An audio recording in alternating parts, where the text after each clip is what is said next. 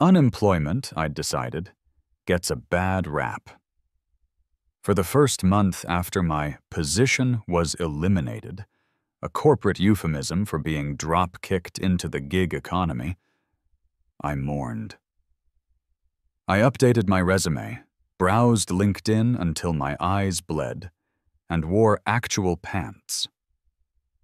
Then, somewhere around week 5, I discovered the profound, zen-like joy of doing absolutely nothing. My days found a new rhythm, a tempo set not by deadlines and status meetings, but by the deep, resonant chime of my grandfather's clock. He'd left it to me in his will. It was a monstrous, beautiful beast of dark cherry wood and polished brass that stood 7 feet tall in my foyer, like a sentinel from a forgotten era. It didn't just tick, it had a presence. A slow, deliberate thump-thump, like a resting giant, and on the hour, a magnificent, soul-shaking bong that vibrated through the floorboards and rattled the cheap IKEA wine glasses in my kitchen. I called it the Time Lord.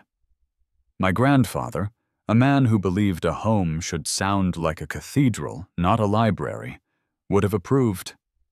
For me, that hourly chime was a comforting reminder. It said, "Hey, another hour of your life has passed in which you successfully avoided putting on a tie.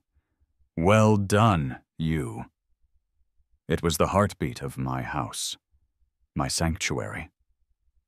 Then, one Tuesday afternoon, there was a knock at the door. It wasn't a friendly, "Hey, neighbor, can I borrow a cup of sugar?" knock.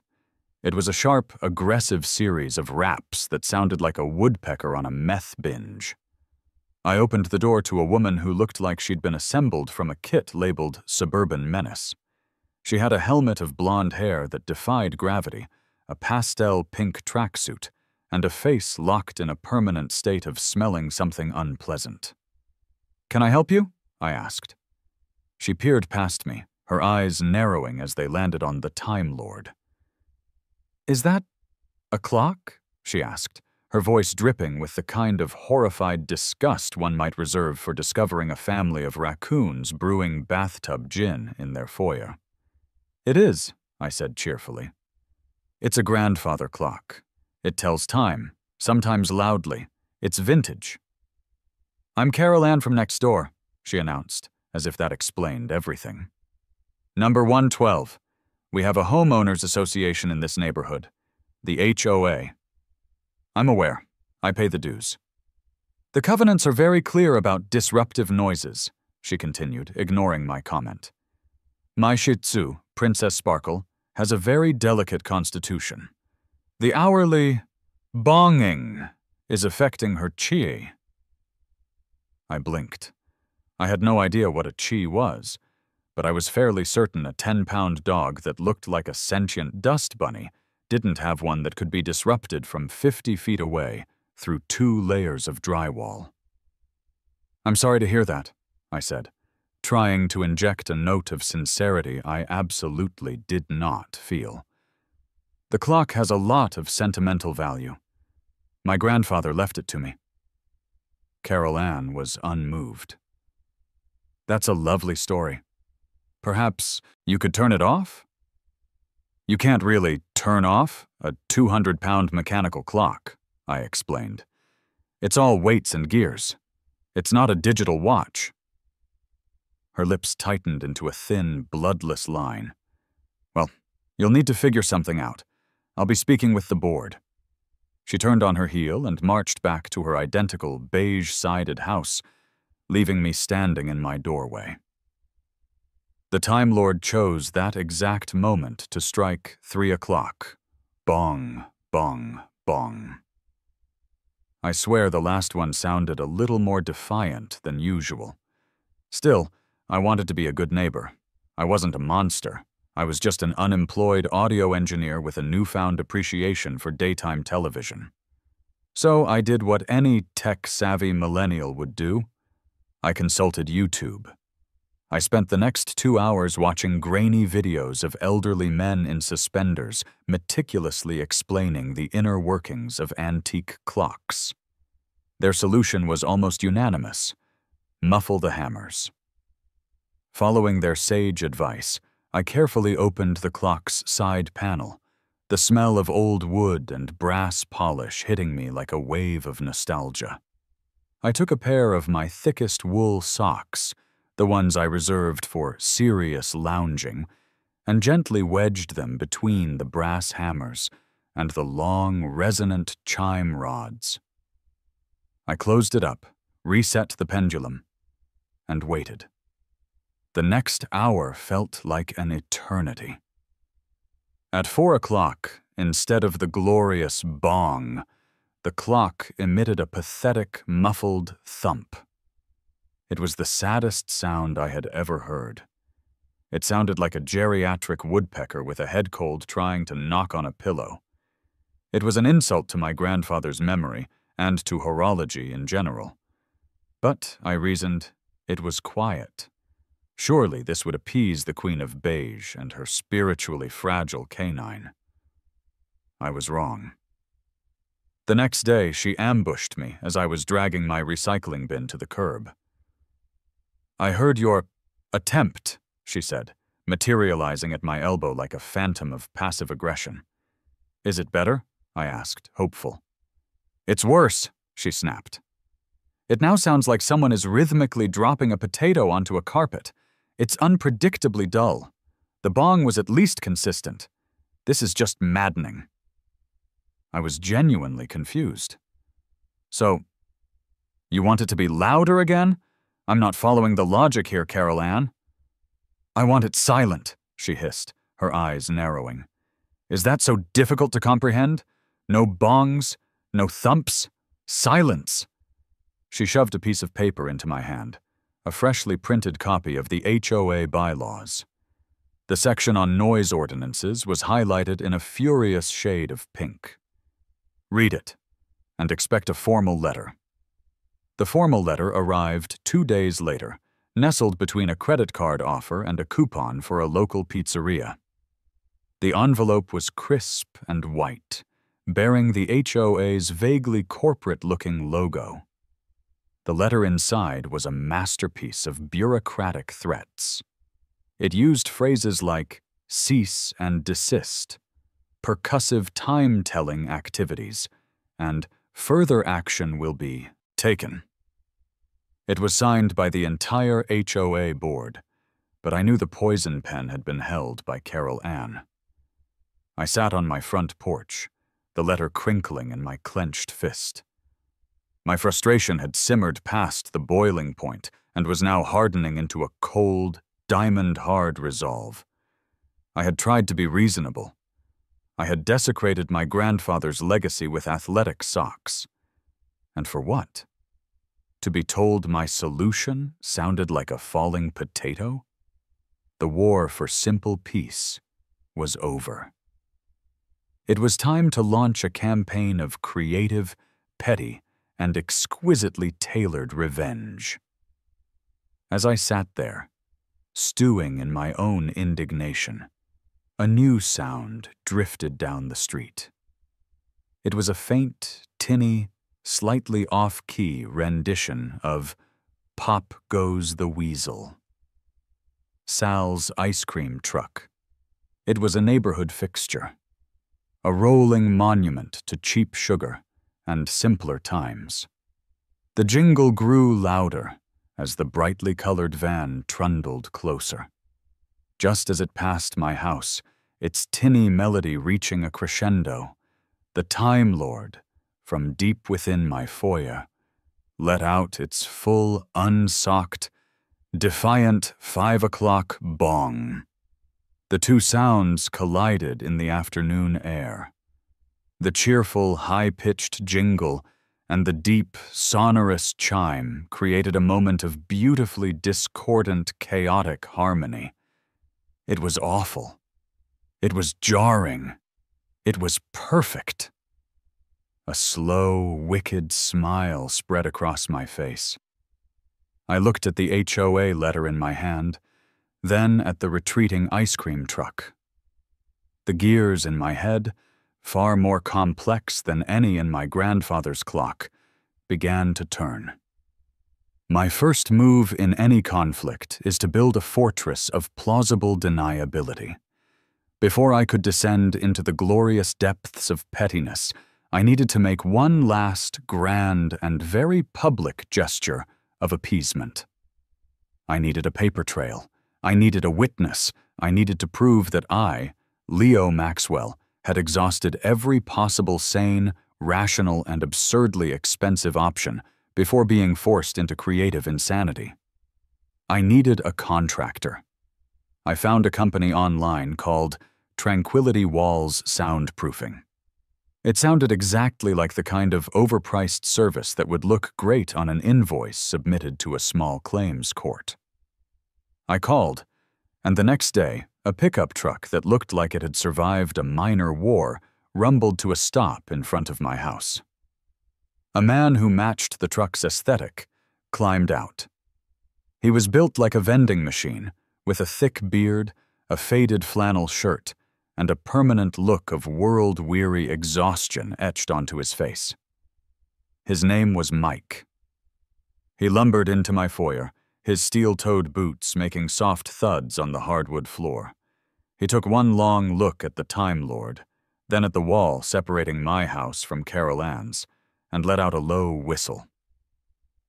"So," he said, stroking his beard, "the lady next door isn't a fan of Big Ben here, huh?" "She claims it's upsetting her dog's spiritual energy," I said, trying to keep a straight face. Mike stopped and looked at me. A slow, weary sigh escaped his lips. "Let me guess. Carol Ann? Short? Blonde? Looks like she'd ask to speak to the manager of the Sun if it was too bright?" I felt a surge of camaraderie so powerful it was almost electric. "That's the one." "Knew it," he grunted, shaking his head. "I did a deck for her last year, or tried to. She fired me halfway through. Said the shade of my wood stain, golden oak, was too optimistic and it was bringing down her property value." He paused. "Then she tried to get the HOA to fine me because my truck was too beige, and it clashed with her off-beige trim." I laughed out loud. This man wasn't just a contractor. He was a fellow soldier, a veteran of the Carol Ann Wars. He understood. "So you want to soundproof this wall?" he asked, rapping his knuckles against it. "I want to make it so quiet that a bomb could go off in here and all she'd hear is a faint popping sound," I declared. "I want documentation. I want a receipt. I want to build a case for my own sanity." Mike grinned, the first sign of life I'd seen on his face. "I like your style, kid. All right, let's talk about acoustic insulation, resilient channels, and double-layered drywall. Let's make this wall a black hole for sound." He drew up a quote that made my already unemployed wallet scream in agony. It was a staggering amount of money, enough to buy a decent used car or a lifetime supply of socks to stuff into clocks. I looked at the number, then thought of Carol Ann's smug face. I signed the contract without hesitation. "When can you start?" The project began 2 days later.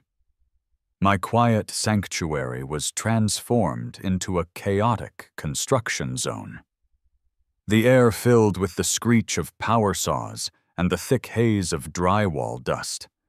2 of Mike's guys, a lanky young man named Dave and a taciturn older gentleman named Carlos, tore down the existing wall with impressive efficiency, exposing the guts of the house. They were professionals, and they worked with a speed that was both impressive and deafening. Of course, the irony was not lost on me. In my quest to eliminate one noise, I had unleashed a symphony of construction that was 1,000 times more disruptive. And Carol Ann, predictably, was not pleased. On the first day, around 9:15 a.m., a furious banging started on her side of the now exposed wall studs. It wasn't at the door. She was just hammering on her own wall like a trapped spirit. Mike, who was explaining the benefits of a certain type of insulation foam to me, just shook his head. He walked over to the wall and yelled, "Morning, Carol Ann! Beautiful day for some home improvement, isn't it?" Her muffled, enraged shouting was barely audible over the sound of Dave using a nail gun. Later, she escalated. As Carlos was carrying a large sheet of drywall through my front door, she stormed out of her house. "It is 9:30 in the morning," she shrieked, pointing an accusatory finger at him. "Some of us are trying to meditate." Carlos, who I suspected hadn't spoken a full sentence all day, simply stared at her, blinked slowly, and continued walking into my house. Mike leaned over to me, a fine layer of dust coating his beard. "She does know we're doing this for her, right?" I think the "for her" part got completely lost in translation, I replied. "For her, this is just a personal attack orchestrated by a man with a power drill." "Figures," Mike grunted, and went back to work. The project took 4 days. 4 days of relentless noise, dust, and a steady stream of passive-aggressive glares from next door. When it was finally over, the wall looked exactly as it had before, but I knew that beneath the fresh coat of paint lay a fortress of silence.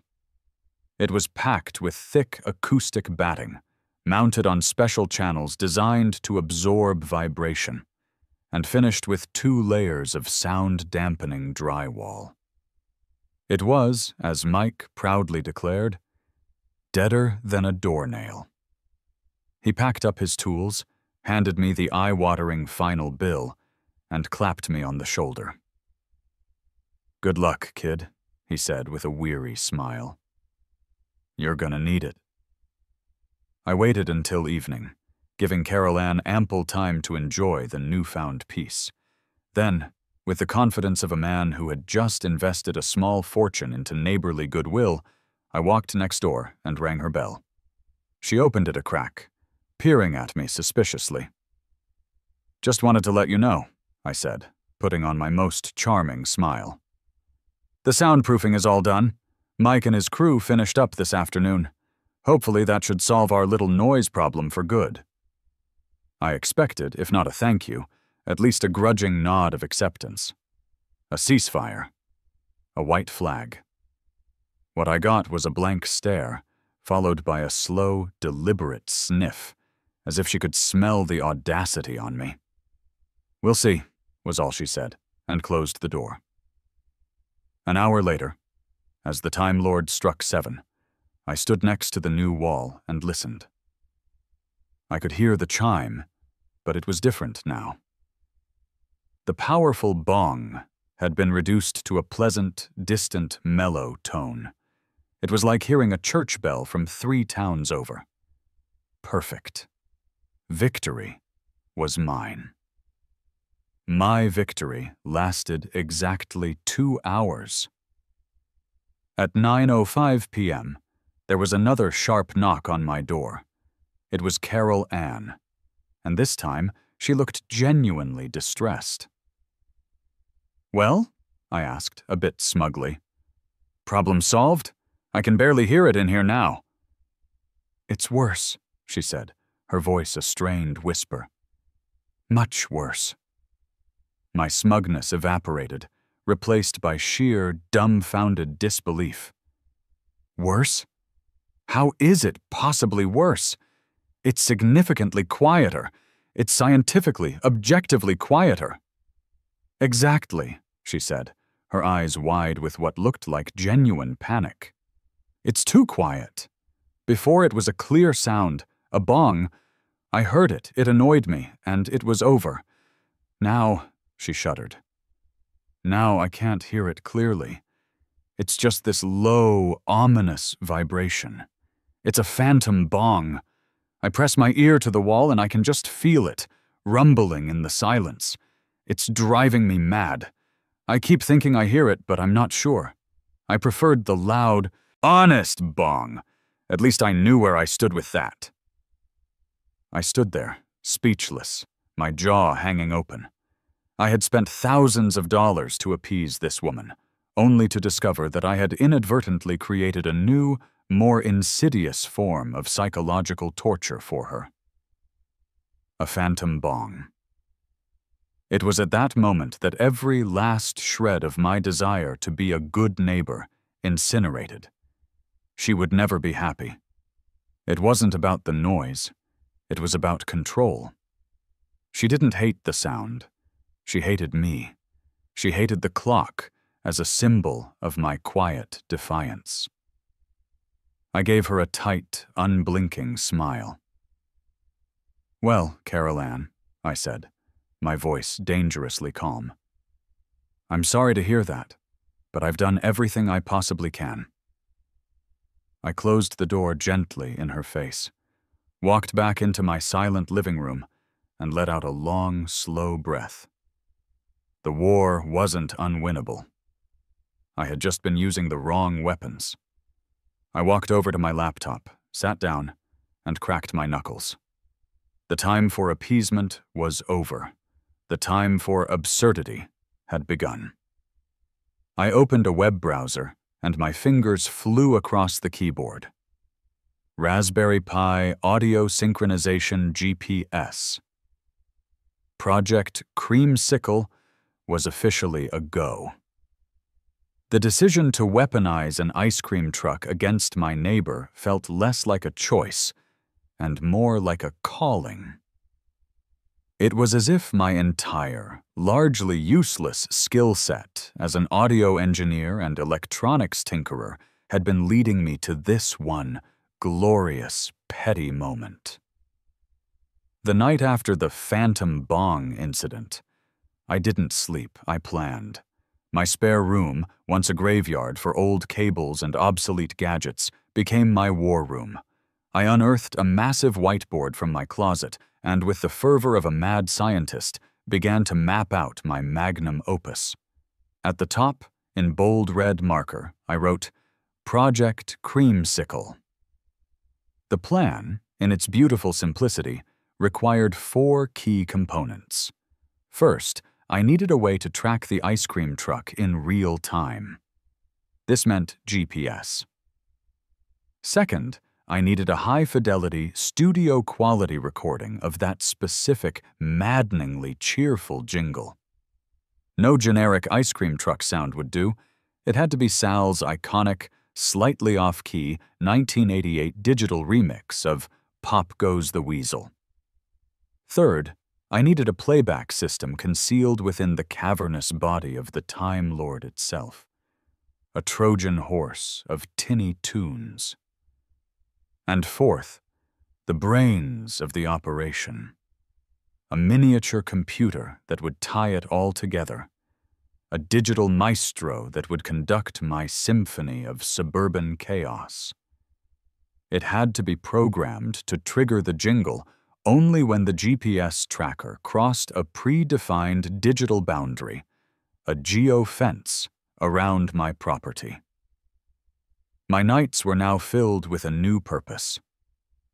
I sat bathed in the glow of my monitor, diving deep into online forums and technical blogs.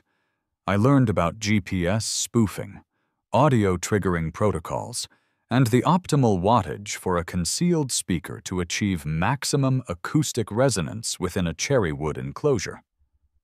I sketched diagrams on my whiteboard, drawing arrows and writing notes, like calculate Doppler effect of approaching truck and ensure seamless transition from jingle back to ticking. I was overthinking it to an absurd degree, and I was loving every second of it. This wasn't just revenge. It was an engineering challenge. The next phase was reconnaissance. I couldn't build the system without data on my target. For 3 days, I became the neighborhood's most dedicated people watcher. I'd take a book and a glass of iced tea out to my front porch around 3:30 p.m. and wait. I timed Sal's arrival, his average speed down our block, and the typical duration of his stops. I learned that he always entered our street from the north end, that Mrs. Henderson at number 124 always bought a strawberry shortcake bar, and that the gaggle of kids from the cul-de-sac usually mobbed him for about 4 minutes before he moved on. Sal himself was a cheerful, oblivious man in his late 60s, with a kind face and a wave for everyone. He had been driving this route for 30 years, a beloved local institution. I felt a momentary pang of guilt for dragging this innocent purveyor of frozen treats into my petty war. Then I thought about the phantom bong, and the guilt vanished. With the route mapped, I needed the sound, the linchpin of the whole operation. A simple recording from my porch wouldn't suffice. There would be wind noise, passing cars, the barking of a spiritually unbalanced Shih Tzu.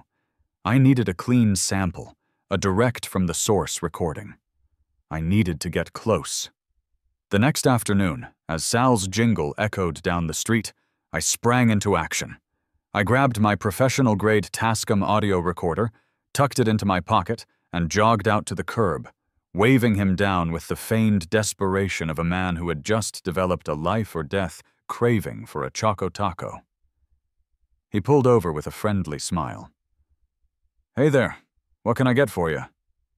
"Hey, Sal, man, I gotta tell you, I love this song," I said, trying to sound as casual as possible. "It's a classic. What is it?" Sal beamed with pride, his face lighting up. "It's my signature. Pop Goes the Weasel, the 1988 digital remix. They don't make them like this anymore, you know? All the new trucks have these generic chimes. No soul." "Absolutely no soul," I agreed solemnly. "You know, this is going to sound really weird, but my nephew is doing a school project on sounds of the suburbs. It's for his media class. He has to collect iconic local sounds. Would you mind, just for his project, if I got a really clean recording of your jingle?" I pulled out the Tascam recorder, its various knobs and microphones looking impressively official. Sal's eyes widened. "For a school project? Are you kidding me? For the kids? Anything!" He became my willing accomplice without even knowing it. "Here, let me turn off the engine so you get a pure sound. Don't want any of that diesel rumble in there." He proudly flipped a switch, and the jingle erupted from the roof-mounted speaker, clear and crisp in the afternoon air. He played it through 3 full times while I held up the recorder, capturing a pristine, perfect sample. It was audio gold. To complete the ruse and assuage my conscience, I bought 3 bomb pops. "My nephew's favorites," I lied. I walked back to my house, the frozen treats melting in my hand, a triumphant grin on my face. The assembly phase began that night. A series of discreet Amazon boxes had been arriving all week, containing the guts of my revenge machine.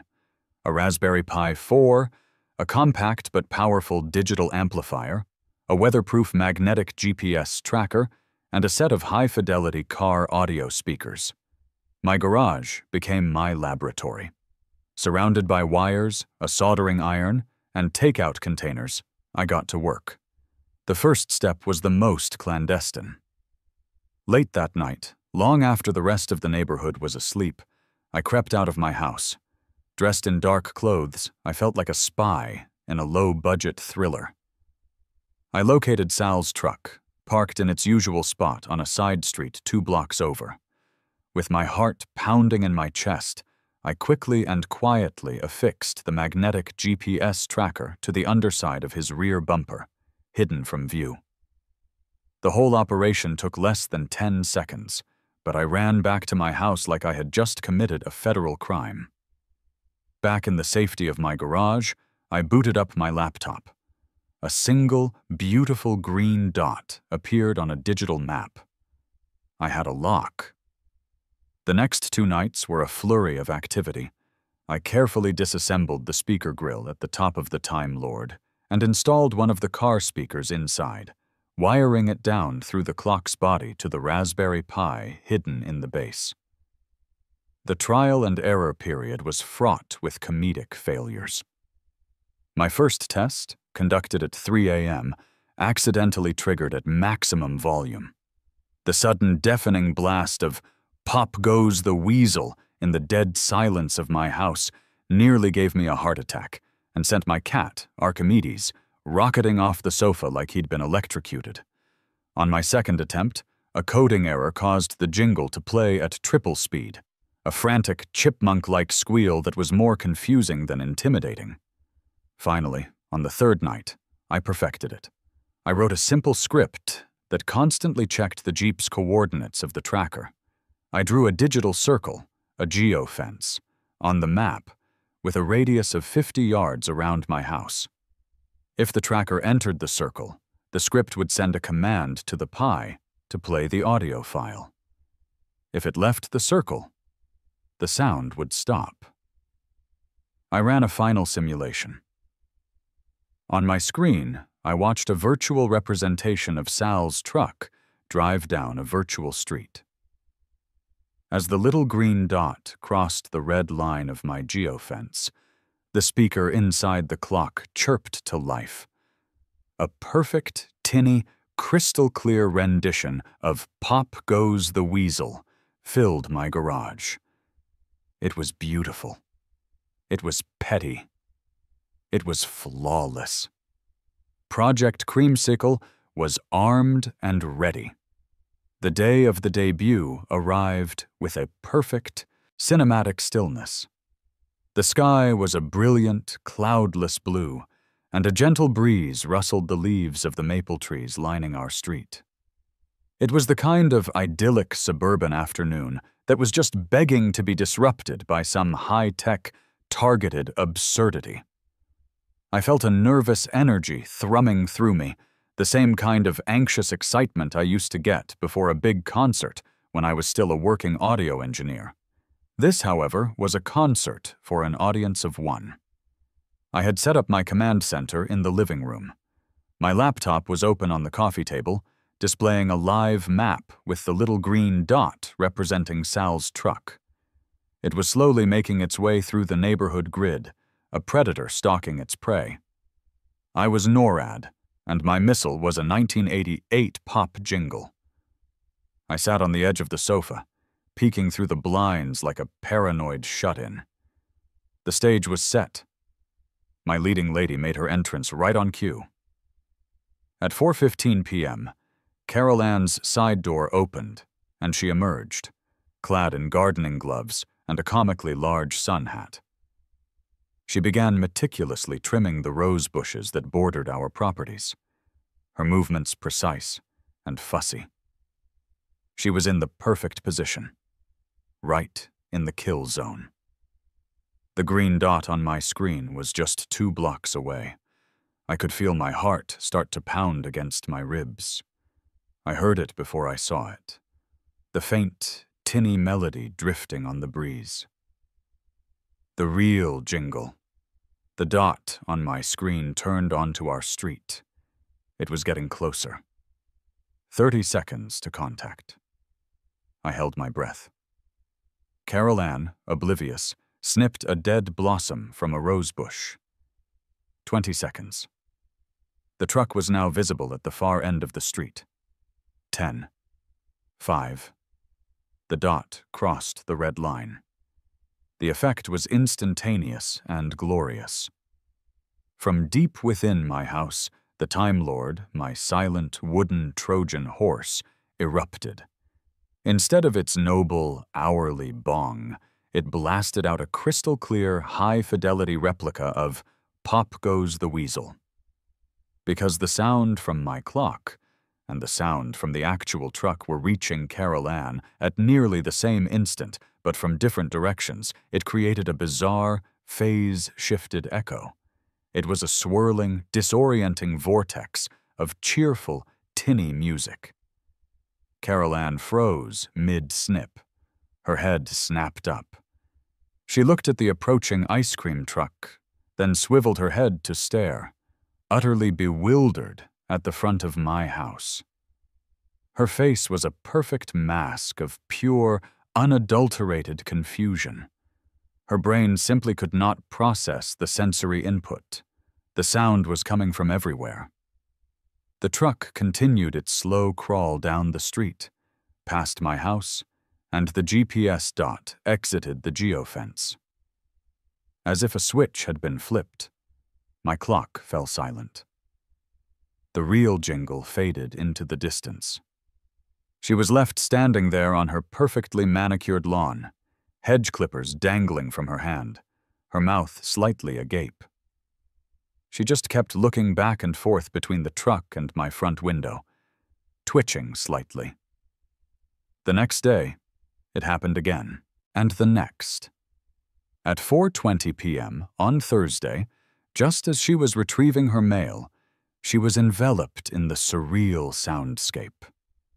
On Friday, it caught her as she was watering her petunias. Her initial confusion quickly curdled into a furious, paranoid rage. She knew I was responsible. She had to. But she couldn't figure out how. The sound was clearly coming from inside my house, but it was inextricably linked to the physical presence of the ice cream truck. It was a perfect, maddening, untraceable crime. On Saturday, she finally snapped. I saw her through the window, her face a thundercloud, as she power-walked across her lawn and onto my porch. She hammered on my door with a force that I thought might crack the wood. I took a deep, calming breath, smoothed down my shirt, and opened it with a pleasant, inquisitive expression. "Carol Ann! What a surprise!" "I know what you're doing!" she shrieked, her voice cracking with fury. I feigned confusion. "Contemplating a second cup of coffee?" "You caught me! The thrill-a-minute life of the unemployed!" "The clock!" she screamed, jabbing a finger towards my foyer. "You made it sound like the ice cream truck!" I put on my most concerned face. "Carol Ann, are you feeling all right? My clock sounds like a clock. It goes bong. You said so yourself. You even put it in writing, in a legally binding HOA letter, I might add. It's the one with the phantom vibrations, remember?" "No!" she sputtered, her face turning a blotchy red. "When the truck is here, it syncs up. The sounds, they harmonize. You're gaslighting me with chimes." "Gaslighting with chimes," I repeated, letting the absurdity of the phrase hang in the air. "That's a new one. Look, I think you've been spending too much time in the sun. It's hot out. Maybe go inside, have a nice tall glass of water." With that, I gave her a polite, dismissive smile and gently closed the door on her sputtering, incandescent rage. My victory, however, was short-lived. 20 minutes later, I saw the flashing lights. A police cruiser had pulled up to the curb, right between our two houses. My heart leaped into my throat. Had I gone too far? Was synchronized audio harassment a felony? 2 officers, a tall, tired-looking man, and a shorter, younger woman, got out of the car. Carol Ann was already on her lawn, gesticulating wildly and pointing at my house. The officers, whom I would later learn were Miller and Rodriguez, listened patiently, their expressions a perfect blend of professional neutrality and profound boredom. I could only imagine the story she was frantically weaving for them. After a few minutes of her impassioned testimony, they walked up my driveway. I opened the door before they even knocked. "Good afternoon, officers. Is there a problem?" I asked calmly. Officer Miller, the tall one, sighed. "Sir, your neighbor here has made an unusual complaint. Something about your clock." "Ah, yes, the clock," I said with a nod. "She's not a fan. She seems to be under the impression," Officer Rodriguez said, flipping through her notepad, "that your clock impersonates the local ice cream truck?" I let out a short, incredulous laugh. "Impersonates it? Officers, it's a 100-year-old grandfather clock. It makes one sound on the hour." "She insists it only does it when the truck is driving by," Miller added, looking at me like he was trying to figure out if I was crazy, She was crazy, or the whole world had gone mad. "May we come in, sir?" Rodriguez asked, just to verify. "Please, be my guest," I said, swinging the door wide open. "Make yourselves at home." They stepped into the foyer, their eyes immediately landing on the Time Lord. It stood there, silent and majestic, looking as innocent as a 7-foot-tall piece of antique furniture possibly could. The ice cream truck, of course, was long gone, miles away on its route. I checked my watch. It was 4:55 p.m. "You're in luck," I said cheerfully.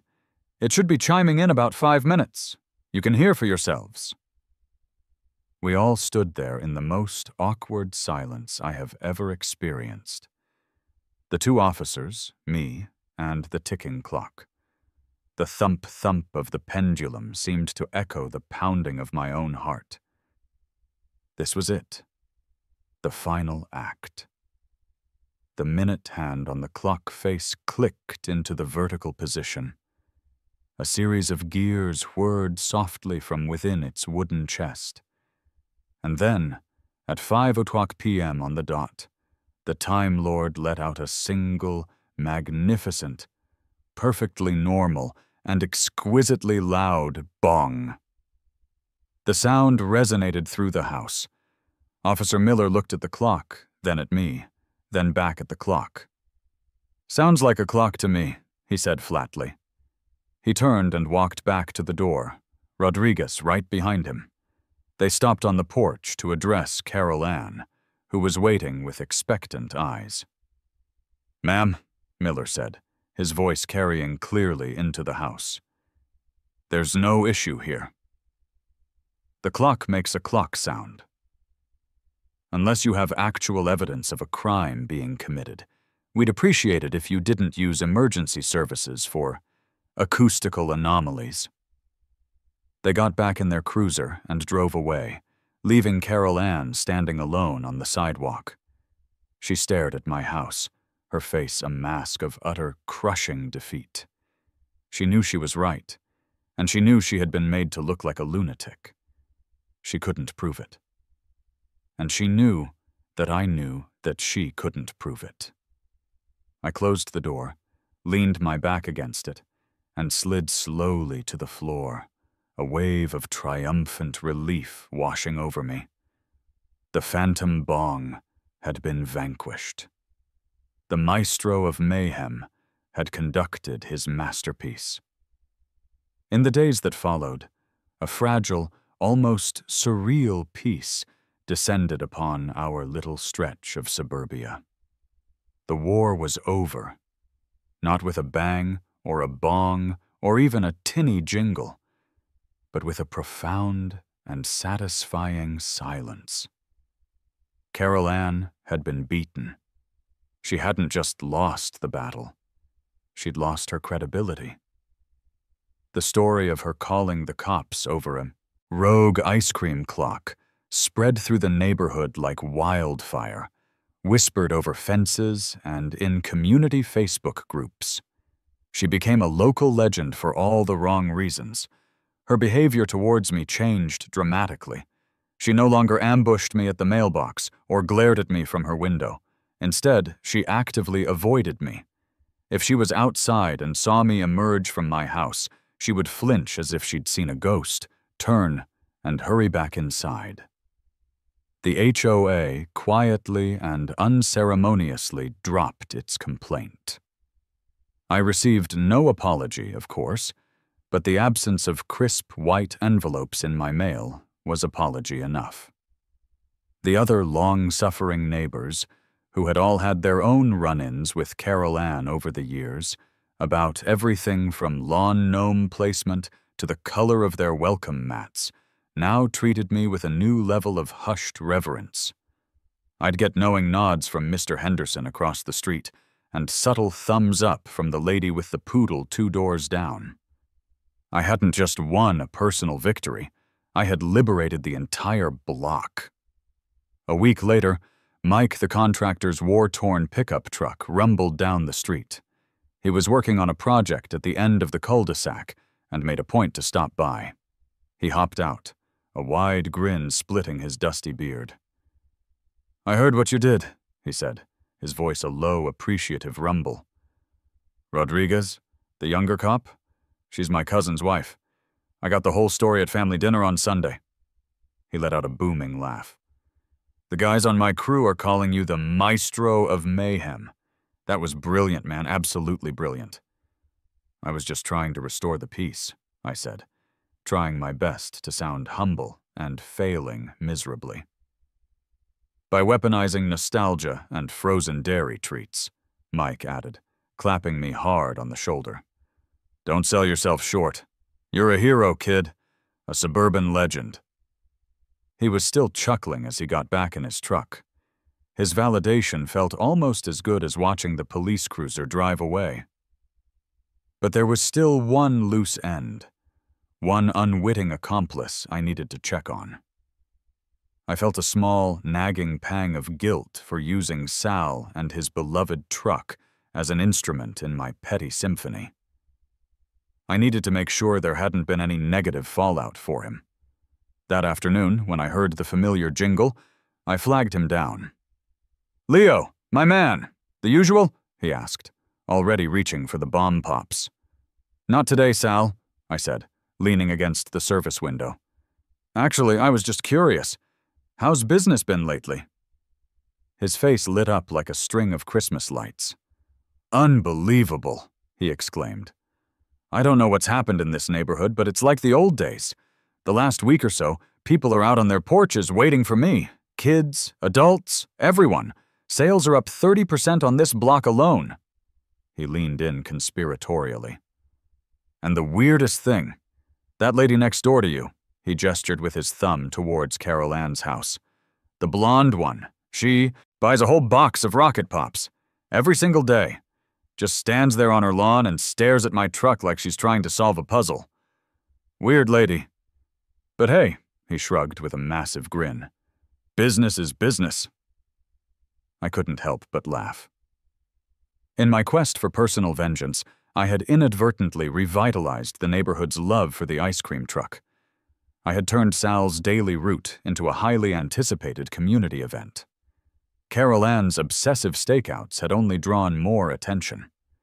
My prank had resulted in an unintended wave of pure, simple joy and a significant boost to a local small business. It was the most perfect, ironic outcome I could have ever imagined. That evening, I was sitting in my living room, the house quiet and still. The Time Lord ticked away contentedly, its pendulum swinging in a steady, peaceful rhythm. On the coffee table in front of me sat a small black remote control that I had built over the weekend. It was very simple, with only 2 buttons. One was labeled Classic Bong. The other, in a slightly more aggressive font, was labeled Chaos Mode. I kept it on Classic Bong 99% of the time. The deep, resonant chime had returned, but it sounded different to me now. It was no longer just a link to my grandfather. It was a symbol of my victory. I had defended my sanctuary. I had restored the peace, but I had done it on my own terms. The quiet in my house was no longer a fragile state threatened by outside forces. It was a choice. My grandfather always said the clock was the soul of the house. I looked at its stoic wooden face, the polished brass pendulum glinting in the lamplight, and I thought he was right. I just don't think he ever imagined that sometimes the soul of the house craves a Choco Taco. As if on cue, I heard it. A faint, distant melody drifting through the open window. It was Sal's truck, just starting its route a few neighborhoods over. I picked up the little black remote, my thumb hovering over the Chaos Mode button. A mischievous glint sparked in my eye. I imagined Carol Ann, probably already taking up her vigil on the lawn, waiting, watching, listening. I held the button down for a second, a silent threat to the universe, before clicking it off and setting the remote back down on the table with a satisfied smile. The quiet I had fought for was so much sweeter now that I knew, with the simple press of a button, I could unleash a symphony.